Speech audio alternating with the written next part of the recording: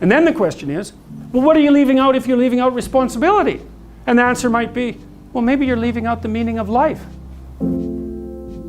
Well, if you took on all the responsibility you could take on, and you faced everything that you needed to face, what would you be like? Who would you be? And how would the world transform around you? If the partial answer is, well, if I do that a little bit, things get a fair bit better, then the next question might be, well, what if you did that completely?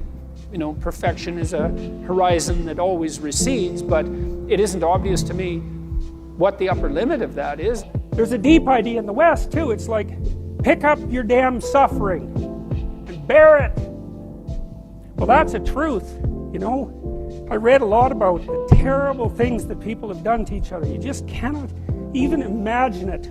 There's this idea that hell is a bottomless pit, and that's because no matter how bad it is, some stupid son of a bitch like you could figure out a way to make it a lot worse. So you think, well, what do you do about that? Well, you accept it. That's what life is like. It's suffering. Well, so what do you do in the face of that suffering? Start with yourself. Get yourself together, for Christ's sake, so that you can stand up solidly, so that people can rely on you. It's like lift a load. Then you can tolerate yourself, right? Because look, you're useless, easily hurt, easily killed. Why should you have any self-respect? Pick something up and carry it. Make it heavy enough so that you can think, yeah, well, useless as I am, at least I could move that from there to there. It's like, okay, what are you aiming for? Right? It's the star. You can decide, man.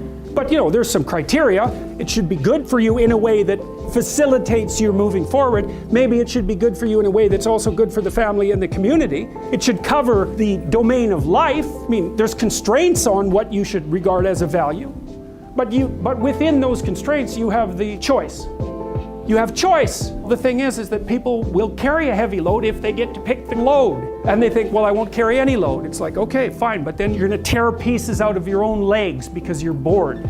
People are pack animals. They need to pull against a weight. That's the secret to a meaningful life, and without a meaningful life, then all you have is suffering and nihilism and despair and all of that, and self-contempt, and that's not good. The pathway to less suffering is through suffering. How do you make it worse? Run away. How do you make it better?